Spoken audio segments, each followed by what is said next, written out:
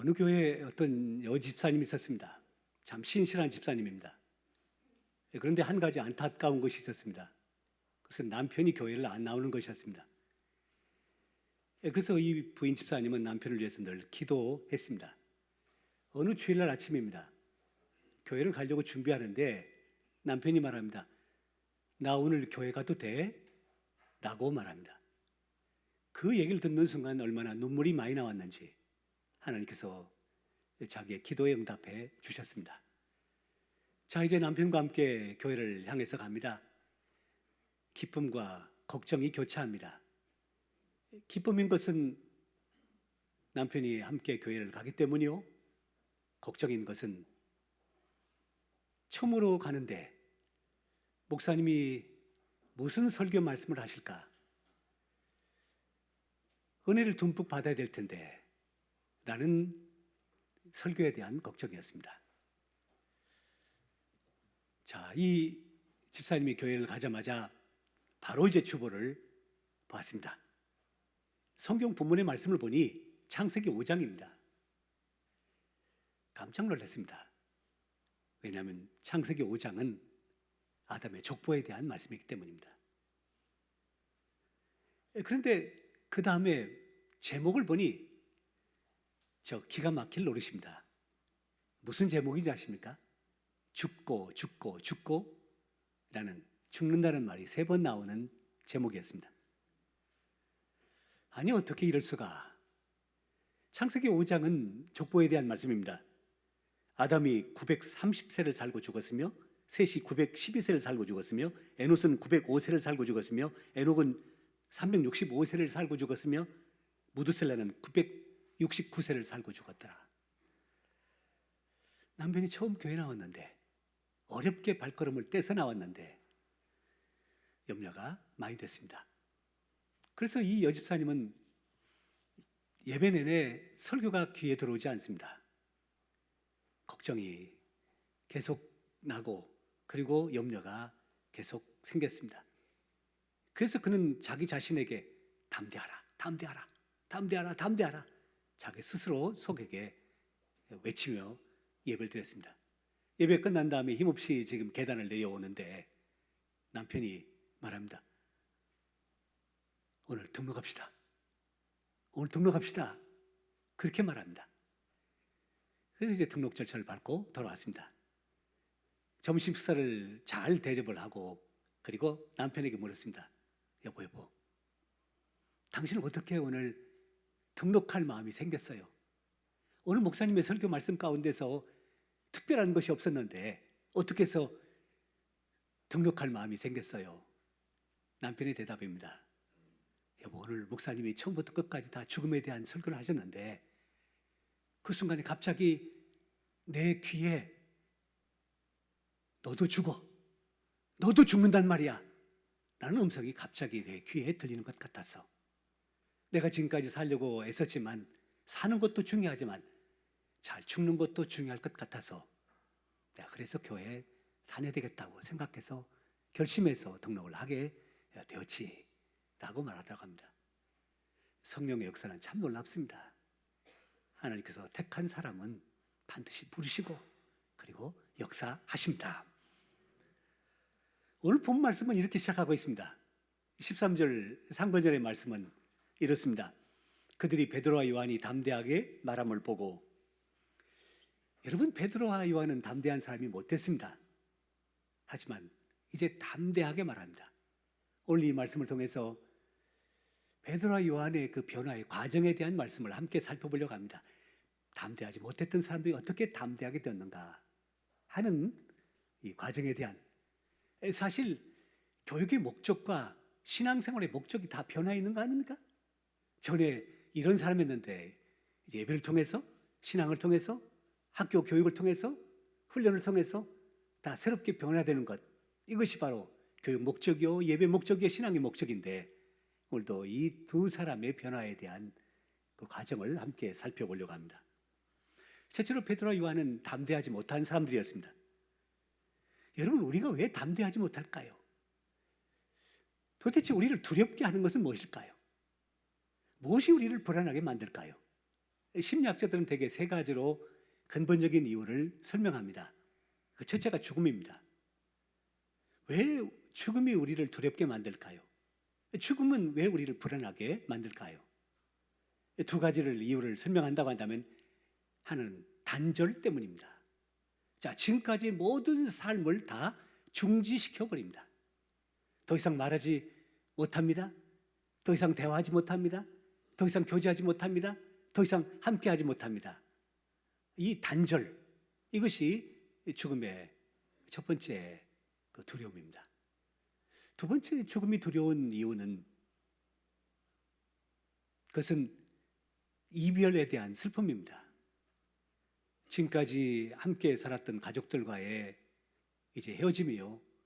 그리고 교우들과의 헤어짐이요. 그리고 또 그렇게 애쓰고 힘쓰고 수고했던 일터에서의 여러 동료들과의 헤어짐이요. 일과의 헤어짐이요. 모든 것이 다 이제는 헤어지는 이 헤어짐에 대한 슬픔 때문에 인간이 죽음을 두려워할 수밖에 없습니다. 두 번째 인간에게 그 불안을 가져다 두고 죽음을 이 두려움을 가져다 주는 두 번째 요인은 역시 죄입니다. 여러분, 죄 지은 인간에게 다가오는 첫 번째 반응이 무엇일까요? 이게 두려움입니다. 아담과 하와가 선악과를 따먹었습니다. 그때 하나님께서 그에게 찾아오셔서 말씀하십니다. 아담아, 네가 어디 있느냐? 라고 물으십니다. 그때 아담이 대답합니다. 예, 제가 벗었으므로 숨었습니다. 라고 말합니다. 벗었기 때문에 숨었다. 이 사실이 아닙니다. 사실은 무엇입니까? 사실은 무엇입니까? 죄를 지어서 무서워서 숨은 것입니다. 이 죄는 인간을 하여금 두렵게 만들고 무섭게 만들고 불안하게 만들고 그렇습니다. 그래서 숨은 것입니다.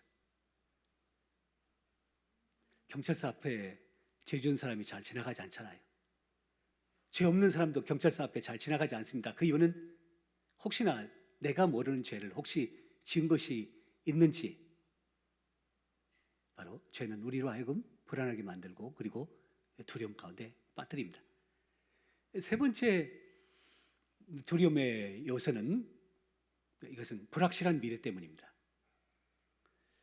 미래가 어떤 것인지 알지 못하기 때문에 사실 알아도 불안합니다만은 구약의 야곱을 보십시오. 야곱이 아버지를 속입니다. 형도 속입니다. 그래서 아버지의 그 큰 유산을 물려받습니다. 하지만 형이 자기를 죽이려고 합니다. 그래서 어머니는 집안에서 어려운 일이 발생할 것 같아서 야곱을 당신의 친정으로 보냅니다. 밧단 아람으로 야곱이 가게 되었습니다. 먼 길입니다. 지금까지 그 야곱은 두려울 것이 없는 삶을 살았습니다. 그 누구도 무섭지 않았습니다. 하지만 먼 길을 가는 이 야곱이 이제는 무서웠습니다. 두려웠습니다. 외삼촌의 집에 무사히 장도할 것인지, 그리고 거기서 얼마 있다가 다시 아버지 어머니 집으로 돌아올 수 있을 것인지에 대한 생각을 하면서 미래의 불확실한 일 때문에 결국 두려움 속에 빠지게 됩니다. 그때 하나님께서 그에게 찾아오셔서 두려워하지 말라. 내가 너와 함께 하겠다. 네가 어디를 가든지 내가 너와 함께 하겠다. 라고 말씀해 주십니다. 그래서 그에게 가져왔던 두려움들이 물러가고 이제는 하나님과 함께 동행하는 새로운 발걸음을 살게 됩니다. 이번에 우리는 코로나 사태를 겪으면서 미래는 정말 불확실하다는 것을 새삼 깨닫게 되었습니다. 여러분, 코로나 바이러스가 이렇게 다가올 것이라는 생각을 하셨습니까? 그래서 거기에 대한 대책을 세우셨습니까? 거기에 대한 계획을 만만 다 준비해 놓으셨습니까? 생각도 못했습니다. 상상도 못했습니다. 근데 더더욱 우리가 두려울 수밖에 없는 것은 앞으로 어떤 일이 이 지구상에, 이 세상에 다가올지 모른다라고 하는 이 불확실한 문제 때문입니다. 베드로는 며칠 전까지만 해도 담대하지 못했습니다. 예수님께서 대제사장의 관저에서 재판 아닌 재판을 지금 받고 있습니다. 베드로가 그 장면을 지금 지켜보고 있었습니다. 예수님께서 억울하게 당하고 계셨습니다. 그렇다면 예수님의 수제자인 베드로는 그렇다면 어떻게 해야 합니까? 당장 뛰쳐나가서 그들 앞에서 항의해야 합니다. 그거 아닙니다. 틀렸습니다. 이건 이것고 저건 저렇습니다. 우리 예수님은 도무지 그런 것을 잘못하지 않았습니다. 오히려 선하고 아름다운 일만 했습니다. 라고 주장해야 할 자리입니다. 하지만 그는 저 멀찍이에서 숨어서 그 장면을 지켜보고 있습니다. 그때입니다. 대제사장의 여종 하나가 그에게 묻습니다. 너도 저 사람과 함께 있었지? 라고 말합니다. 베드로의 대답입니다. 이 여자요. 이 여자요. 무슨 말을 그렇게 해? 나 그 사람 몰라? 한 번이나 아니고 3번씩이나 부인했고요. 맹세하며 심지어는 저주하면서 모른다고 부인을 했습니다. 그것도 보잘것없는 사람들 앞에서 말입니다. 그뿐이 아닙니다. 베드로의 담대하지 못한 모습은 계속됩니다. 예수님을 잡아 죽였던 종교 지도자들이 이제는 예수님의 제자들도 잡아 죽이려고 합니다. 그래서 도망갔습니다. 그래서 숨었습니다. 그리고 물을 다 잠궜습니다. 왜 도망가고 왜 숨고 왜 멀찍이 있고 그랬을까요? 죽음이 두려웠기 때문입니다. 핍박이 무섭기 때문입니다. 여러분, 요즘 제일 걱정거리가 무엇입니까? 사실 걱정거리는 두려움으로 연결됩니다. 염려로 이어지게 되기 때문입니다. 베드로 요한은 지난날의 삶을 한마디로 말한다면 담대하지 못한 사람들의 모습이었습니다. 하지만 두 번째로 이제 이들이 담대한 사람이 됩니다. 담대하지 못했던 사람들, 도망가고 숨고 모른다고 하고 부정하고 진실하지 못하고 죄악 가운데 빠지고 거짓말하고 이렇게 살았던 이 사람들이 이제는 담대하게 진실을 말하고 그리고 하나님 앞에서 떳떳하게 인생을 살아갑니다. 지금 베드로와 요한은 무서운 자리 앞에 앉아 있습니다. 이 재판 자리에 앉아 있기 때문입니다. 최고의 법정, 이스라엘 최고의 법정 그 자리에 지금 앉아 있습니다. 왜 그 법정의 자리가 이들에게 있어서 무서운 자리일까요? 한 두 가지 이유 때문입니다. 첫째는 열쇠의 자리이기 때문입니다. 자기들을 재판하는 사람들은 71명입니다. 산헤드린 공의의 사람들입니다. 하지만 그 앞에서 재판을 받고 있는 사람들은 두 사람입니다. 베드로와 요한입니다. 그런 점에서 양적으로 71대 2라고 하는 열쇠입니다. 그것만이 아닙니다. 그들은 대단한 실력자입니다. 권세 있는 사람들입니다. 당시 이스라엘 나라의 최고의 권세자들이요, 국회의원과 같은 사람들입니다. 예루살렘의 출신의 사람들입니다. 하지만 베드로와 요한은 저 갈릴리의 어부 출신의 사람들입니다. 실력도 없습니다. 옷도 평범하게 입은 사람들입니다. 이런 사람들 앞에 지금 서 있고 앉아서 재판을 받기에 그 재판 자리가 열쇠이기에 무서운 자리입니다. 그래서 이제 두려울 수밖에 없습니다. 두 번째 이 자리가 두려운 자리가 되는 이유는 며칠 전에 예수님에 대해서 십자가 처형을 구형한 자리이기 때문입니다. 예수님을 십자가에 못 박으라고 구형했던 그 자리가 바로 이 자리이기 때문입니다. 이제는 그의 제자들인 자기들에게도 이제 죽게 된다고 판결을 내리는 자리이기 때문입니다. 이런 무서운 자리인데 베드로와 요한이 뭐라고 말하고 뭐라고 반응합니까? 담대하게 말했다 그랬습니다. 한마디도 말하지 못했다. 겁이 나서 주춤거렸다. 이렇게 표시하지 않냐고 담대하게 말했다 라고 말합니다. 그러자 당국자들은 한 가지 조건을 달아서 그 일만큼은 하지 말고 조용히 살라고 소위 훈방 조치합니다. 그 한 가지 조건이 무엇입니까? 다시는 예수의 이름으로 말하지 말고 가르치지 말라라는 단서였습니다. 여기에 사도들이 뭐라고 대답했을까요? 이 담대한 말 두 가지가 오늘 성경의 본문에 기록되어 있습니다. 첫째는 너희들의 말이 틀렸다라고 말합니다. 19절 말씀을 보십시오. 베드로 요한이 대답하여 이르되 하나님 앞에서 너희 말 듣는 것이 하나님의 말씀을 듣는 것보다 옳은가 판단하라. 자, 우리가 하나님 앞에서 보니 당신들의 말은 하나님의 말씀과 틀리고 하나님의 뜻도 아니고 하나님의 말씀을 따른 것도 아니다. 그러므로 당신들의 말은 틀렸다라고 말합니다.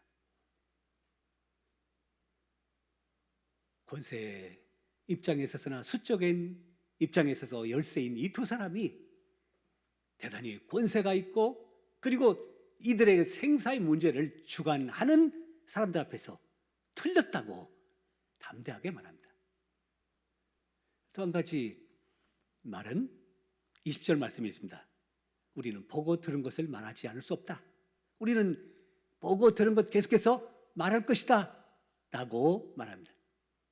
여러분, 이 사람들이 왜 붙잡혔습니까? 예수의 이름으로 말한다는 것 때문에 붙잡혔습니다.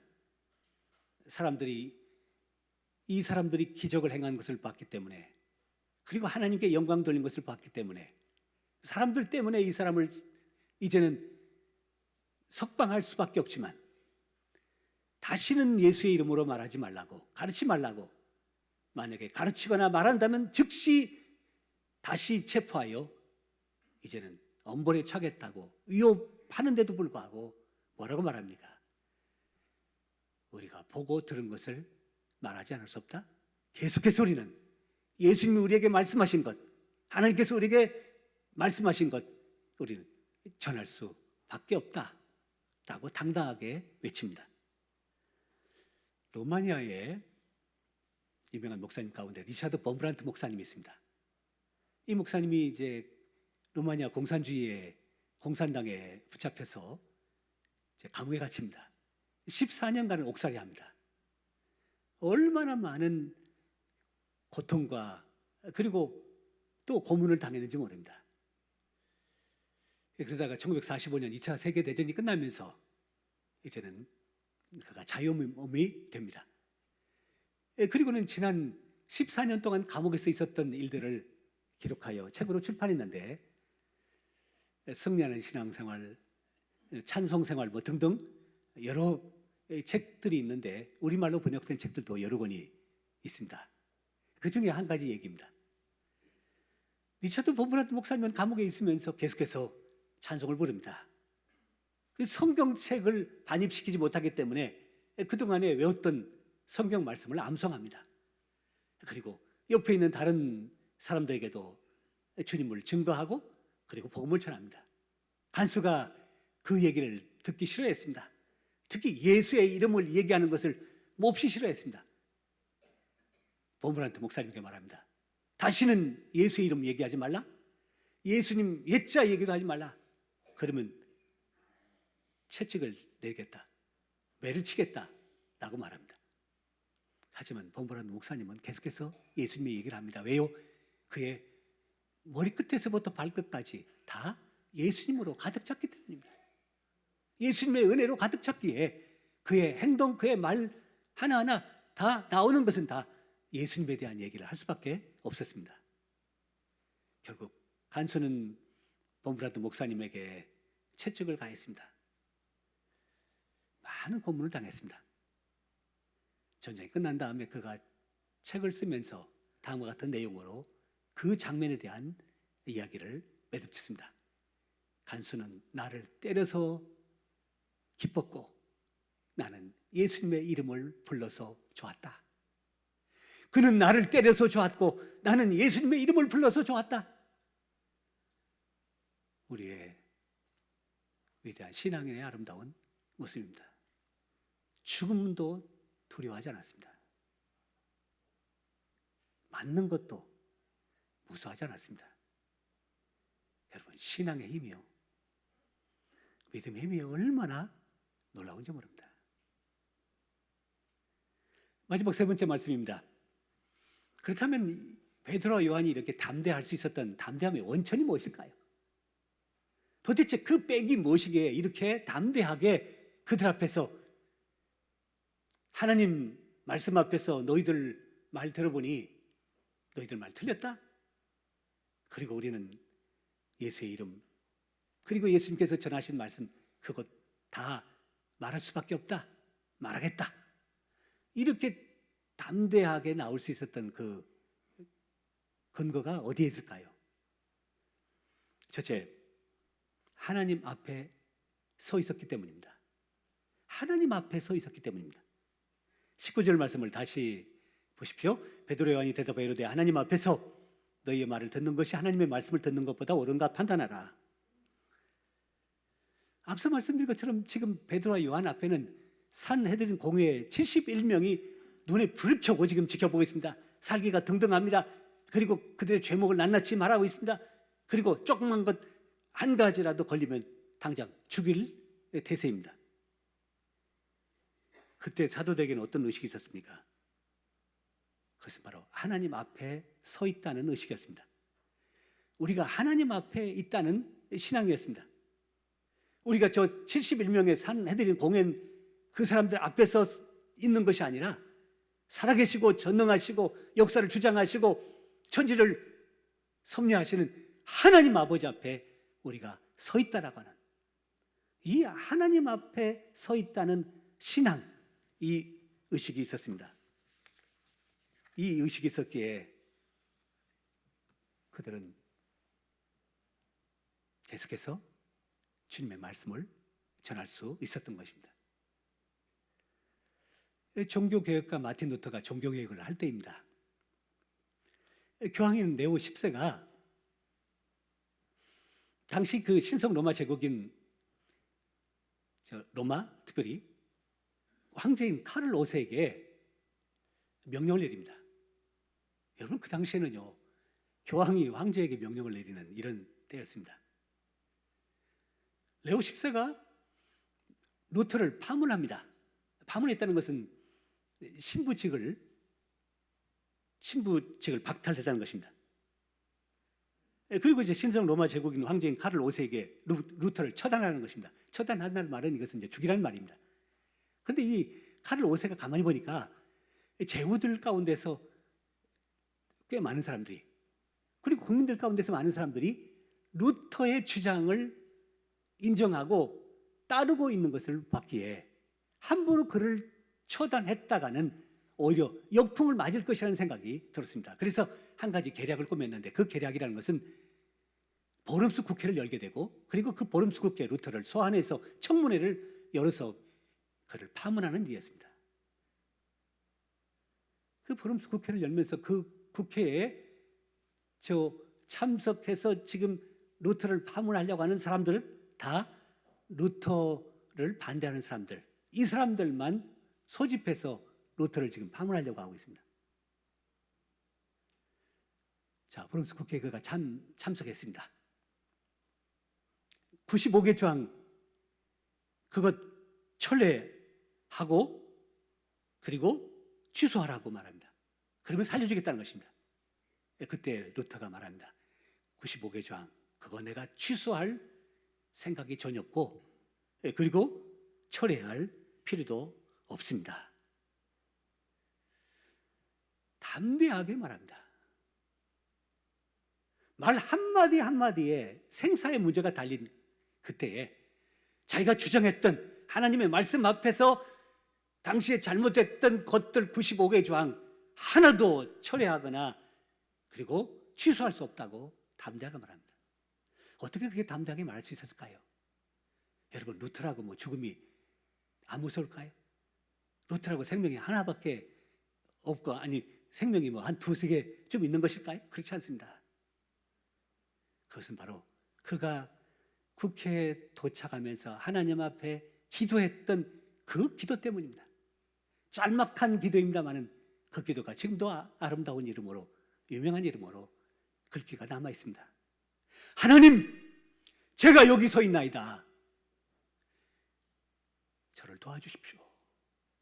하나님, 제가 이 보름수 국회 청문회에 섰습니다. 수많은 나를 죽이려고 하는 사람 앞에 내가 선 것이 아니라 하나님 앞에 섰습니다. 하나님 보시고 저를 도와주십시오. 이 기도에 힘입어서 그가 담대하게 성경을 통해서 주장했던 것을 똑같이 주장하면서, 그러면서 주님의 말씀을 증거할 수 있었습니다. 내가 당신들 앞에 서 있는 것이 아니라 하나님 앞에 서 있다. 이 신앙, 이 의식이 바로 그를 담대하게 만들었습니다. 우리가 하나님 앞에 서 있다는 이 신앙, 이 의식을 가질 때 우리가 담대하게 인생을 살아갈 수 있습니다. 이때 거짓말 적당히 해서 처세로 넘어가지 않도록 우리를 담대하게 만들어줍니다. 잘못됐다고 솔직하게 고백할 용기가 생깁니다. 심지어 어린 아이에게도 잘못됐다고 솔직하게 고백할 수 있는 담대한 용기가 생기는 법입니다. 다음으로 두 번째 담대함의 원천은 성령 충만했기 때문입니다. 오늘 본 말씀 바로 앞에 있습니다만 사도행전 4장 8절 말씀을 보십시오. 이에 베드로가 성령이 충만하여 이르되 백성의 관리들과 장로들아, 성령이 충만했기에 이렇게 담대하게 말할 수 있었다 하는 말씀입니다. 여러분, 어떤 사람이 진정한 그리스도인일까요? 진정한 그리스도인은 세 단계를 통해서 그리스도인이 되는 사람입니다. 첫 번째는 예수를 배우는 사람입니다. 예수님을 배우는 사람, 이게 이제 첫 번째 그리스도인입니다. 예수님으로부터 진리를 배웁니다. 자, 가치관도 배우고 세계관도 배웁니다. 말하는 법도 배우고, 그리고 또 듣는 법도 배웁니다. 사랑하는 법도 배우고, 그리고 용서하는 법도 배웁니다. 배워야 합니다. 그래야 진정한 그리스도인이 되기 때문입니다. 요한복음 21장에 보면 이런 말씀이 나옵니다. 베드로가 부활하신 예수님을 만났는데도 불구하고 그 갈릴리 바다로 다시 돌아가서 자기 혼자만 갈 것이지 다른 제자들과 여러 사람들 동료에서 함께 고기를 잡습니다. 밤새도록 고기를 잡아도 한 마리도 고기를 잡을 수가 없었습니다. 이제 새벽이 되었습니다. 그물을 씻고 있습니다.